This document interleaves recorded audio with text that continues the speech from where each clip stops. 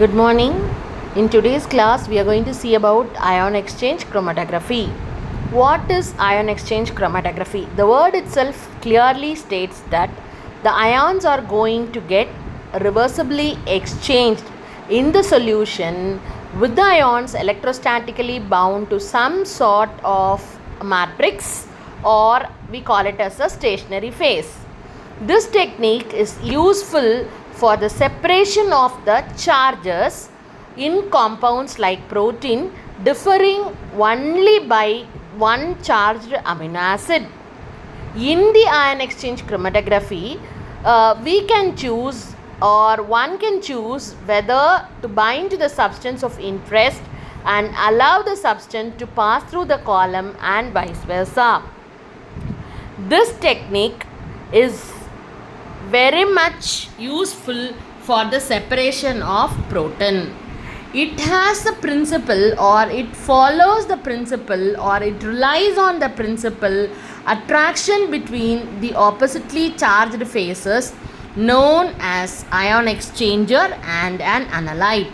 The ion exchanger consists of an inert support medium coupled covalently to the positive or negative functional group.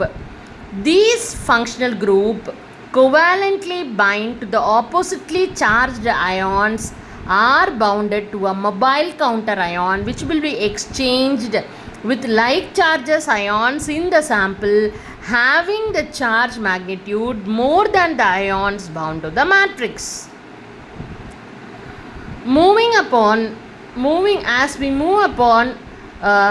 So if an ion exchange chromatography is performed, the negatively charged sample components will interact more with the stationary phase and will be exchanged for like charges ions already bound to the matrix.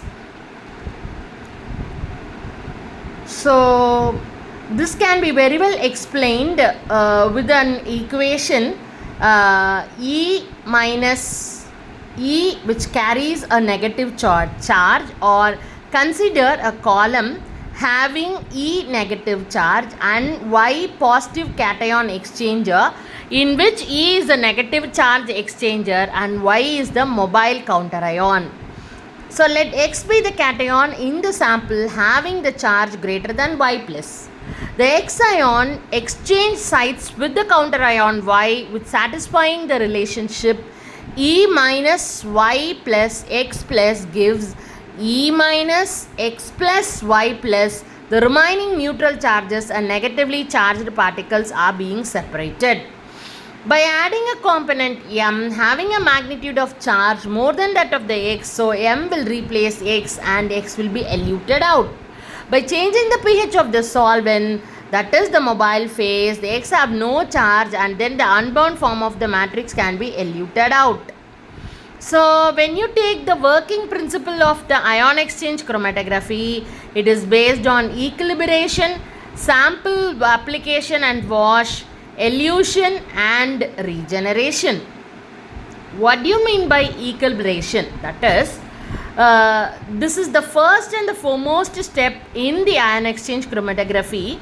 That is equilibration of the stationary phase to the desired start condition. That is, when an equilibrium will be reached, all the stationary phase charge groups are associated with the exchangeable counter ions, such as example chloride or sodium.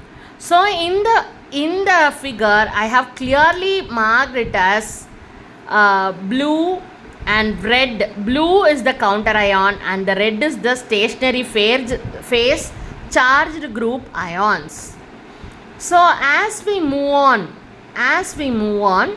the next step is sample application and the wash. So now what we have to do is, what are all the target molecule that is to bound, and we have to wash out all the unbound material. The sample buffer should have the same pH and the ionic strength. The sample buffer should have the same pH and the ionic strength as the starting buffer in order to bind to all the appropriately charged proton. Finally, how we have to elute out the sample, that is the third step, elution. The biomolecules are released from the ion exchanger by a change in the buffer composition. A common way is to increase the ionic strength by increase the concentration of the sodium chloride in order to dissolve the bound-in protons. That is, the protons are dissolved relative to the number of charged group which is present on the surface of the sample. Then moving on to the next one or to the next step, you can clearly see that you have a detector and a time taken now. So when we have to perform a column chromatography, what are all the things we need? First one is column, the requirement to carry out the column chromatography.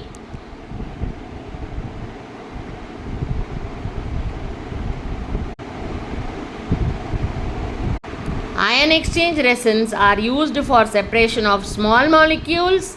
Gels, the ion exchange gels are used for separation of large molecules like proteins and nucleic acid. Then inorganic exchanger, that is separation involving harsh chemical condition, high temperature, high radiation level, strong basic solutions or powerful oxidizing agent employ the inorganic ions. Then moving on, classification of the ion exchange resin. So we have different type of ion exchanger resin. Strongly acidic cationic exchanger, weakly acidic cationic exchanger, strongly basic anionic exchanger, and weakly basic anionic exchanger. According to strongly acidic cation exchanger, sulfonic acid group attached to the styrene or divinyl benzene copolymer. Example for weakly acidic cation exchanger, carboxylic acid group are attached to acrylic and divinyl benzene copolymer. Then moving on to strongly basic anion exchanger, quaternary ammonium groups attached to styrene or divinyl benzene polymer. Weakly basic anion exchanger, polyalkyl amine group attached to